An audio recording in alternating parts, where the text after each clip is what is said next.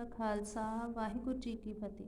ਬੇਟਾ ਅੱਜ ਆਪਾਂ ਪੜ੍ਹਦੇ ਹਾਂ ਡਾਕਟਰ ਜਗੀਰ ਸਿੰਘ ਨੂਰ ਜੀ ਦਾ ਲਿਖਿਆ ਲੇਖ ਪੰਜਾਬ ਦੇ ਲੋਕ ਨਾਚ। ਲੋਕ ਨਾਚ ਦਾ ਮਤਲਬ ਵੀ ਇੱਥੇ ਇਹੀ ਹੈ ਕਿ ਜਿਹੜੀ ਲੋਕਧਾਰਾ ਦੇ ਅੰਤਰਗਤ ਨਾਚ ਆਉਂਦੇ ਆ। ਸੋ ਲੋਕ ਨਾਚ ਇੱਕ ਤਰ੍ਹਾਂ ਦੀ ਲੋਕ ਕਲਾ ਆ। ਲੋਕ ਕਲਾ ਦੇ ਨਾਲ ਨਾਲ ਇਹ ਸੱਭਿਆਚਾਰਕ ਖੇਤਰ ਦੀ ਪ੍ਰਤੀਨਿਧਤਾ ਵੀ ਕਰਦੇ ਆ। ਹੁਣ ਲੋਕ ਨਾਚਾਂ ਦੀ ਜਿਹੜੀ ਡੈਫੀਨੇਸ਼ਨ ਉਹ ਕੀ ਆ ਕਿ ਇਹ ਸਰੀਰਕ ਮੁਦਰਾਵਾਂ ਦੇ ਮਾਧਿਅਮ ਰਾਹੀਂ ਭਾਵ ਕਿ ਜਿਹੜੇ ਅਸੀਂ ਸਟੈਪਸ ਲੈਂਦੇ ਹਾਂ ਨੱਚਣ ਵੇਲੇ ਉਹਨਾਂ ਰਾਹੀਂ ਆਪ ਮੁਹਾਰਾ ਸਧਾਰਨ ਖੁਸ਼ੀਆਂ ਖੇੜਿਆ ਭਰਪੂਰ ਅੰਦਰੂਨੀ ਭਾਵਨਾਵਾਂ ਦਾ ਬਾਹਰੀ ਪ੍ਰਗਟਾ ਹੈ। ਇਹ ਵੀ ਪੁਸ਼ਤ ਦਰ ਪੁਸ਼ਤ ਹੋਰ ਲੋਕ ਕਲਾਵਾਂ ਵਾਂਗੂ ਪ੍ਰਵਾਹਮਾਨ ਹੁੰਦਾ ਰਹਿੰਦਾ ਹੈ। ਭਾਵ ਕਿ ਜਿਵੇਂ ਸਾਰੀ ਲੋਕਧਾਰਾ ਪੀੜ੍ਹੀ ਦਰ ਪੀੜ੍ਹੀ ਚੱਲਦੀ ਆ ਇਸੇ ਤਰ੍ਹਾਂ ਇਹ ਕਲਾ ਵੀ ਅੱਗੇ ਤੋਂ ਅੱਗੇ ਟਰਾਂਸਫਰ ਹੁੰਦੀ ਹੈ। ਸਮੇਂ ਸਥਾਨ ਤੇ ਨੱਚਣ ਵਾਲਿਆਂ ਦੀ ਗਿਣਤੀ ਸੰਬੰਧੀ ਕੋਈ ਪਾਬੰਦੀ ਨਹੀਂ ਆ ਭਾਵ ਕਿ ਨਿਸ਼ਚਿਤ ਨਹੀਂ ਹੁੰਦੀ। ਸਾਜ਼ ਸੰਗੀਤ ਤੇ ਵੇਸ਼ ਭੂਸ਼ਾ ਮਤਲਬ ਪਹਿਰਾਵਾ ਵੀ ਜਨ ਸਧਾਰਨ ਦੀ ਪਹੁੰਚ ਤੇ ਪੱਧਰ ਅਨੁਸਾਰ ਹੀ ਹੁੰਦਾ। ਕਹਿਣ ਤੋਂ ਭਾਵ ਕਿ ਜਿਵੇਂ ਦਾ ਕੋਈ ਚਾਹੇ ਉਵੇਂ ਦਾ ਹੀ ਪਹਿਰਾਵਾ ਪਾ ਸਕਦਾ ਹੈ। ਜਿਹੜੇ ਮਰਜ਼ੀ ਸਾਜੋ ਸੰਗੀਤ ਦੇ ਨਾਲ ਇਹਨੂੰ ਪਰਫੋਰਮ ਕੀਤਾ ਜਾ ਸਕਦਾ ਹੈ।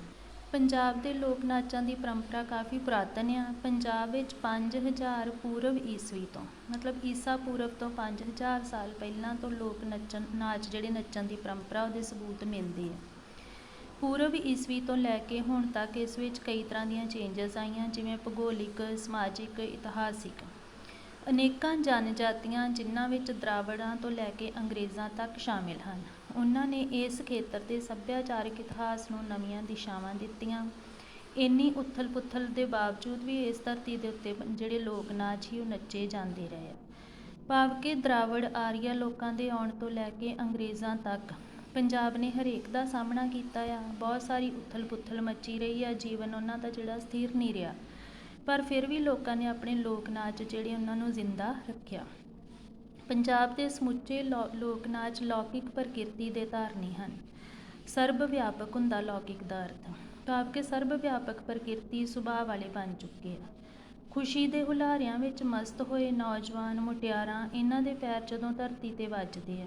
ਲੋਕ ਗੀਤ ਜਦੋਂ ਲੋਕ ਗੀਤ ਜਿਹੜੇ ਉਹ ਸੁਰ ਤਾਲ ਵਿੱਚ ਗੂੰਜਦੇ ਆ ਢੋਲ ਜਾਂ ਕਿਸੇ ਵੀ ਹੋਰ ਸਾਜ਼ ਦੀ ਤਾਲ ਦੇ ਉੱਤੇ ਇਹ ਪੰਜਾਬ ਦੇ ਸਮੁੱਚ ਨੂੰ ਉਜਾਗਰ ਕਰਦੇ ਆ। ਲੋਕ ਨਾਚ ਭਾਵ ਕਿ ਪੰਜਾਬੀਆਂ ਦੀ ਖੁਸ਼ੀ ਨੂੰ ਜਿਹੜਾ ਉਜਾਗਰ ਕਰਦੇ ਆ। ਪੰਜਾਬ ਦੇ ਲੋਕ ਨਾਚਾਂ ਦਾ ਵਰਗੀਕਰਨ ਦੋ ਪੱਧਰਾਂ 'ਤੇ ਕੀਤਾ ਜਾ ਸਕਦਾ। ਇੱਕ ਇਸਤਰੀਆਂ ਦੇ ਲੋਕ ਨਾਚ ਦੂਸਰਾ ਮਰਦਾਂ ਦੇ ਲੋਕ ਨਾਚ। ਸਭ ਤੋਂ ਪਹਿਲਾਂ ਹੈਗੇ ਇਸਤਰੀਆਂ ਦੇ ਲੋਕ ਨਾਚ।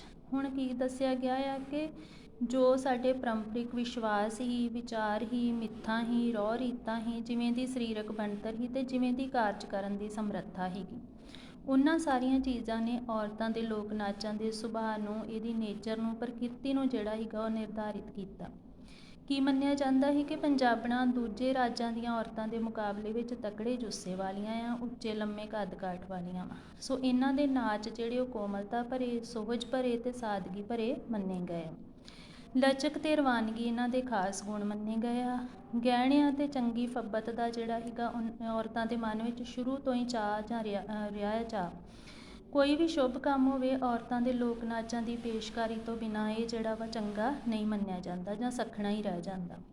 ਸੋ ਇਹ ਲੋਕ ਨਾਚ ਸਧਾਰਨ ਲੋਕ ਨਾਚ ਲੋਕ ਸਾਜ਼ਾਂ ਨਾਲ ਸਧਾਰਨ ਪਹਿਰਾਵੇ ਨਾਲ ਤੇ ਸਰਬਪੱਖੀ ਵਿਸ਼ਲੇਸ਼ਣ ਨੂੰ ਪ੍ਰੈਜ਼ੈਂਟ ਕਰਨ ਵਾਲੇ ਲੋਕ ਗੀਤਾਂ ਰਾਹੀਂ ਬਿਨਾਂ ਕਿਸੇ ਸਖਤ ਨਿਯਮਾਵਲੀ ਨੂੰ ਅਪਣਾਇਆ ਕਿਸੇ ਵੀ ਸਰਬ ਸਾਂਝੀ ਥਾਂ 'ਤੇ ਪ੍ਰਸਤੁਤ ਕੀਤੇ ਜਾਂਦੇ ਹਨ।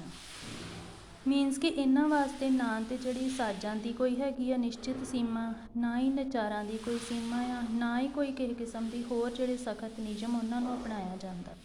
ਸੋ ਕਿਤੇ ਵੀ ਜਦੋਂ ਵੀ ਮਨ ਦੇ ਵਿੱਚ ਕੋਈ ਚਾਅ ਖੁਸ਼ੀ ਪੈਦਾ ਹੋਵੇ ਤੇ ਕਿਸੇ ਸਰਬ ਸਾਂਝੀ ਥਾਂ ਦੇ ਉੱਤੇ ਨੱਚ ਕੇ ਆਪਣੇ ਮਨ ਦੀ ਖੁਸ਼ੀ ਨੂੰ ਪ੍ਰਗਟਾਇਆ ਜਾ ਸਕਦਾ ਹੈ। ਵੱਖ-ਵੱਖ ਮੁਦਰਾਵਾਂ ਸਹਿਜ ਸੁਭਾਈ ਸੱਭਿਆਚਾਰ ਦਾ ਪ੍ਰਗਟਾਵਾ ਕਰਦੀਆਂ ਰਹਿੰਦੀਆਂ। ਸੋ ਮੂਲ ਰੂਪ ਵਿੱਚ ਇਸਤਰੀਆਂ ਦੇ ਲੋਕ ਨਾਚਾਂ ਦਾ ਸੰਬੰਧ ਪੈਦਾਵਾਰ ਨਾਲ ਜਾ ਜੁੜਦਾ। ਮੀਨਸ ਕਿ ਪੰਜਾਬ ਜਿਹੜਾ ਸੀਗਾ ਖੇਤੀ ਪ੍ਰਧਾਨ ਰਾਜ ਰਿਹਾ ਸੀ। ਸੋ ਔਰਤਾਂ ਦੇ ਮਨਾਂ ਵਿੱਚ ਉਦੋਂ ਸਭ ਤੋਂ ਵੱਧ ਚਾਅ ਪੈਦਾ ਹੁੰਦਾ ਸੀ ਜਦੋਂ ਉਹਨਾਂ ਦੇ ਘਰ ਦੇ ਵਿੱਚ ਫਸਲ ਆਉਂਦੀ। ਇਸ ਕਰਕੇ ਮੰਨਿਆ ਜਾਂਦਾ ਕਿ ਇਹ ਨਾਚ ਜਿਹੜੀ ਆ ਉਹ ਪੈਦਾਵਾਰ ਨਾਲ ਸੰਬੰਧਿਤ ਆ। ਔਰਤਾਂ ਦਾ ਪਹਿਲਾ ਜਿਹੜਾ ਪ੍ਰਸਿੱਧ ਲੋਕ ਨਾਚ ਉਹ ਗਿੱਧਾ ਆ। ਇਹ ਮਨ ਦੇ ਵਲਵਲਿਆਂ ਨੂੰ ਖੁਸ਼ੀ ਦੇ ਭਾਵਾਂ ਨੂੰ ਪ੍ਰਗਟਾਉਣ ਵਾਲਾ ਇੱਕ ਹਰਮਨ ਪਿਆਰਾ ਲੋਕ ਨਾਚ ਆ। ਪੰਜਾਬੀਆਂ ਦੇ ਜੀਵਨ ਵਿੱਚ ਗਿੱਧੇ ਦੀ ਇੱਕ ਵਿਸ਼ੇਸ਼ ਥਾਂ ਆ। ਪੁਰਾਣੇ ਕਵੀ ਜਿਹੜੇ ਕਿਸੇ ਨੇ ਕਿਹਾ ਕਿ ਇੱਕ ਪੰਜਾਬਣ ਜਿਹੜੀ ਆ ਆਪਣੇ ਆਪ ਤੋਂ ਤੇ ਆਪਣੇ ਪਿੰਡ ਤੋਂ ਕਦੀ ਵੀ ਇਸ ਲੋਕ ਨਾਚ ਨੂੰ ਭਾਵ ਕਿ ਗਿੱਧੇ ਨੂੰ ਦੂਰ ਨਹੀਂ ਜਾਣ ਦੇਣਾ ਚਾਹੁੰਦੀ। ਹਰ ਹਾਲਤ ਵਿੱਚ ਉਹ ਚਾਹੁੰਦੀ ਆ ਕਿ ਗਿੱਧਾ ਜਿਹੜਾ ਵਾ ਉਹਦੇ ਘਰ, ਉਹਦੇ ਪਰਿਵਾਰ, ਉਹਦੇ ਪਿੰਡ ਵਿੱਚ ਪੈਂਦਾ ਰਹੇ। ਸੋ ਅਸਲ ਵਿੱਚ ਗਿੱਧਾ ਜਿਹੜਾ ਇੱਕ ਤਾਲੀ ਨਾਚ ਹੈ, ਭਾਵ ਕਿ ਤਾੜੀ ਮਾਰ ਕੇ ਨੱਚਣ ਵਾਲਾ ਨਾਚ ਹੈ। ਕਿਵੇਂ ਨੱਚਿਆ ਜਾਂਦਾ ਹੈ? ਨੱਚਣ ਵਾਲੀਆਂ ਅਤੇ ਘੇਰੇ ਵਿੱਚ ਖੜੋਤੀਆਂ ਹੋਰ ਮੁਟਿਆਰ ਜਾਂ ਇਸਤਰੀਆਂ ਜਿਹੜੀਆਂ ਉਹ ਤਾੜੀ ਦੀ ਜਿਹੜੀ ਤੀਬਰਤਾ ਆ ਉਹ ਬੋਲੀਆਂ ਭਾਵੇਂ ਉਹ ਛੋਟੀਆਂ ਹੋਣ ਭਾਵੇਂ ਵੱਡੀਆਂ ਹੋਣ ਜਾਂ ਟੱਪਿਆਂ ਜਾਂ ਲੋਕ ਗੀਤਾਂ ਦੇ ਨਾਲ ਜਿਹੜਾ ਉਹ ਚੱਲਦੀਆਂ ਰਹਿੰਦੀਆਂ। ਸੋ ਸਾਰੀਆਂ ਔਰਤਾਂ ਜਿਹੜੀਆਂ ਇੱਕ ਘੇਰਾ ਬਣਾ ਕੇ ਖੜੇ ਹੋ ਜਾਂਦੀਆਂ। ਦੋ ਔਰਤਾਂ ਜਿਹੜੀਆਂ ਅੱਗੇ ਹੋ ਕੇ ਬੋਲੀ ਪਾਉਂਦੀਆਂ ਆ, ਪਿਛਲੀਆਂ ਔਰਤਾਂ ਘੇਰੇ ਵਾਲੀਆਂ ਉਸ ਬੋਲੀ ਨੂੰ ਉਠਾਉਂਦੀਆਂ ਆ, ਚੁੱਕਦੀਆਂ। ਬੋਲੀ ਦੇ ਵਿੱਚ ਇੱਕ ਸੁਰਤਾ ਤੇ ਰਸ ਕਾਇਮ ਕਰਨ ਵਾਸਤੇ ਬੱਲੇ ਬੱਲੇ, ਹਈ ਸ਼ਾਬਾਸ਼, ਸ਼ਾਵਾ ਸ਼ਾਵਾ ਇਹੋ ਜਿਹੇ ਸ਼ਬਦ ਜਿਹੜੇ ਉਹਨਾਂ ਨੂੰ ਜੋੜ ਲਿਆ ਜਾਂਦਾ ਤਾਂ ਕਿ ਬੋਲੀ ਹੋਰ ਜ਼ਿਆਦਾ ਲੰਮੇਰੀ ਹੋ ਸਕੇ। ਅੱਗੇ ਲੇਖਕ ਕੀ ਦੱਸਦਾ ਕਿ ਪੰਜਾਬਣਾਂ ਨੂੰ ਕੋਈ ਖਾਸ ਮੌਕਾ ਹੀ ਨਹੀਂ ਚਾਹੀਦਾ ਹੁੰਦਾ ਕਿ ਉਹ ਨੱਚ ਸਕਣ ਜਾਂ ਗਾ ਸਕਣ। ਕਿਸੇ ਵੀ ਸਮੇਂ ਦੇ ਉੱਤੇ ਕਦੀ ਵੀ ਕਿਸੇ ਵੀ ਕਾਰ ਵਿਹਾਰ ਦੇ ਵਿੱਚ ਔਰਤਾਂ ਆਪਣੇ ਵਾਸਤੇ ਗਿੱਧਾ ਪਾਉਣ ਦੇ ਮੌਕੇ ਜਿਹੜੇ ਉਹ ਸਿਰਜ ਲੈਂਦੀਆਂ। ਰੁੱਤਾਂ, ਮੇਲਿਆਂ, ਤਿੱਥਾਂ, ਤਿਉਹਾਰਾਂ ਤੋਂ ਇਲਾਵਾ ਤ੍ਰਿੰਝਣਾਂ ਵਿੱਚ ਬੈਠ ਕੇ ਜਦੋਂ ਚਰਖੇ ਨਾਲ ਪੂਣੀਆਂ ਘੱਟ ਹਟਦੀਆਂ ਆ ਜਾਂ ਸਾਉਣ ਮਹੀਨੇ 'ਚ ਤੀਆਂ ਲੱਗਦੀਆਂ ਜਾਂ ਬੱਚੇ ਦਾ ਜਨਮ ਹੁੰਦਾ, ਕਿਸੇ ਦੇ ਘਰ ਵਿਆਹ ਸ਼ਾਦੀ ਮੰਗਣੀ ਹੁੰਦੀ ਆ, ਜਾਗੋ ਕੱਢਦੇ ਆ, ਹਰੇਕ ਖੁਸ਼ੀ ਦੇ ਮੌਕੇ ਉੱਤੇ ਔਰਤਾਂ ਜਿਹੜੀਆਂ ਆਪਣੇ ਆਪ ਵਾਸਤੇ ਗਿੱਧਾ ਪਾਉਣ ਦਾ ਮੌਕਾ ਲੱਭ ਲੈਂਦੀਆਂ। ਇਹਨਾਂ ਨੂੰ ਇਸ ਨਾਚ ਵਾਸਤੇ ਕਿਸੇ ਖਾਸ ਸਟੇਜ ਦੀ ਲੋੜ ਨਹੀਂ ਹੁੰਦੀ, ਭਾਵ ਕਿ ਔਰਤਾਂ ਕੋਈ ਖਾਸ ਸਟੇਜ ਸਿਰਜ ਕੇ ਨਹੀਂ ਨੱਚਦੀਆਂ। ਘਰ ਦਾ ਵਿਹੜਾ, ਖੁੱਲ੍ਹੀ ਛੱਤ, ਖੁੱਲ੍ਹਾ ਕਮਰਾ, ਖੇਤ ਜਾਂ ਮੈਦਾਨ ਸਭ ਪ੍ਰਕਾਰ ਦੀਆਂ ਥਾਵਾਂ ਜਿਹੜੀਆਂ ਗਿੱਧੇ ਵਾਸਤੇ ਢੁਕਵੀਆਂ ਮੰਨੀਆਂ ਜਾਂਦੀਆਂ। ਕਿਸੇ ਕਿਸਮ ਦਾ ਜਾਤ ਪਾਤ, ਕਿਸੇ ਕਿਸਮ ਦੀ ਜਿਹੜੇ ਧਰਮ ਫਿਰਕਾ ਕੋਈ ਵਲਗਣ ਨਹੀਂ ਮੰਨੀ ਜਾਂਦੀ, ਭਾਵ ਕਿ ਬਿਨਾਂ ਕਿਸੇ ਜਾਤ ਪਾਤ ਊਚ ਨੀਚ ਦੇ ਸਾਰੇ ਰਲ ਕੇ ਗਿੱਧਾ ਪਾਉਂਦੇ ਆ। ਗਿੱਧੇ ਦੇ ਪਿੜ ਵਿੱਚ ਭਾਵੇਂ ਉਹ ਕਿਸੇ ਵੀ ਅਵਸਰ ਜਾਂ ਮੌਕੇ ਦਾ ਕਿਉਂ ਨਾ ਹੋਵੇ, ਇੱਕ ਕੁੜੀ ਬੋਲੀ ਪਾਉਂਦੀ ਆ, ਦੂਜੀਆਂ ਉਹਦੇ ਨਾਲ ਆਵਾਜ਼ ਚੁੱਕਦੀਆਂ ਆ ਤੇ ਇਸ ਦੇ ਨਾਲ ਹੀ ਦੋ ਮੁਟਿਆਰਾਂ ਜਿਹੜੀਆਂ ਬੋਲੀ ਦੇ ਹਾਵਾਂ ਭਾਵਾਂ ਨੂੰ ਪ੍ਰਗਟਾਉਂਦੀਆਂ ਹੋਈਆਂ ਮੁਦਰਾਵਾਂ ਕਰਦੀਆਂ। ਮੁਦਰਾ ਤੋਂ ਭਾਵ ਹੈ ਜਿਹੜੇ ਸਟੈਪ ਲਏ ਜਾਂਦੇ ਆ। ਹੁਣ ਘੇਰੇ ਦੇ ਵਿਚਕਾਰ ਆਪਣਾ ਕੇ ਪ੍ਰਦਰਸ਼ਨ ਕਰਦੀਆਂ। ਸੋ ਇਸ ਪਰਿਵਾਰ ਨੂੰ ਘੰਟਿਆਂ ਬੱਧੀ ਚੱਲਦਾ ਜਿਹੜਾ ਉਹ ਰੱਖਿਆ ਜਾਂਦਾ ਆ। ਜਦੋਂ ਹੀ ਗਿੱਧੇ ਦੀ ਗਤੀ ਧੀਮੀ ਪੈਣ ਲੱਗੇ ਜਾਂ ਹੌਲੀ ਹੋਣ ਲੱਗੀ ਤੇ ਇਸ ਚਾਲ ਨੂੰ ਹੋਰ ਜ਼ਿਆਦਾ ਤੇਜ਼ ਕਰਨ ਲਈ ਔਰਤਾਂ ਆਪਣੇ ਕੋਲੋਂ ਬੋਲੀਆਂ ਦਾ ਉਚਾਰਨ ਕਰਦੀਆਂ ਆ, ਜਿਵੇਂ ਹਾਰੀ ਨਾ ਮਲਵੈਣੇ ਗਿੱਧਾ ਹਾਰ ਗਿਆ।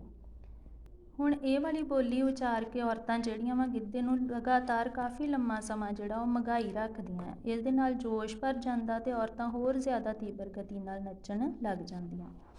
ਸੋ ਲੇਖਕ ਕੀ ਕਹਿੰਦਾ ਕਿ ਗਿੱਧੇ ਦੀਆਂ ਮੁਦਰਾਵਾਂ ਨੂੰ, ਸਟੈਪਸ ਨੂੰ ਅਸੀਂ ਸੀਮਤ ਨਹੀਂ ਕਰ ਸਕਦੇ। ਮੁੱਖ ਤੌਰ 'ਤੇ ਇਹ ਮੁਦਰਾਵਾਂ ਕਿਹੜੀਆਂ ਕਿ ਪੈਰਾਂ ਨੂੰ ਜ਼ਮੀਨ 'ਤੇ ਮਾਰਨਾ, ਹੱਥਾਂ ਨਾਲ ਤਾੜੀਆਂ ਮਾਰਨੀਆਂ, ਬਾਹਾਂ ਨੂੰ ਉੱਪਰ ਚੁੱਕ ਕੇ ਉਹਨਾਂ ਨੂੰ ਹਿਲਾਉਣਾ, ਬੁੱਲ੍ਹਾਂ ਥਾਣੀ ਵੱਖ-ਵੱਖ ਤਰ੍ਹਾਂ ਦੀਆਂ ਆਵਾਜ਼ਾਂ ਕੱਢਣੀਆਂ, ਕਿਸੇ ਦੀ ਨਕਲ ਲਾ ਕੇ ਆਮੋ ਸਾਹਮਣੇ ਲੜਾਈ ਦਾ ਦ੍ਰਿਸ਼ ਸਿਰਜ ਕੇ ਜਾਂ ਧਰਤੀ 'ਤੇ ਬੈਠ ਕੇ ਸਰੀਰ ਨੂੰ ਹੁਲਾਰਾ ਦੇ ਕੇ ਇਹੋ ਜਿਹੀਆਂ ਮੁਦਰਾਵਾਂ ਜਾਂ ਜੁਗਤਾਂ ਰਾਹੀਂ ਇਹ ਜਿਹੜਾ ਗਿੱਧਾ ਆ ਉਹ ਪੇਸ਼ ਕੀਤਾ ਜਾਂਦਾ ਆ। ਹਰ ਟੱਪੇ ਜਾਂ ਬੋਲੀ ਦੇ ਉਚਾਰ ਸੰਦਰਭ ਵਿੱਚੋਂ, ਮਤਲਬ ਜਦੋਂ ਵੀ ਕੋਈ ਟੱਪਾ, ਲੋਕ ਗੀਤ ਦੇ ਬੋਲ ਜਾਂ ਬੋਲੀ ਉਚਾਰੀ ਜਾਂਦੀ ਆ, ਉਹਦੇ ਵਿੱਚੋਂ ਕੋਈ ਨਾ ਕੋਈ ਨਵੀਂ ਪਰਿਸਥਿਤੀ ਜਿਹੜੀ ਉਹ ਉਜਾਗਰ ਕਰ ਲਈ ਜਾਂਦੀ।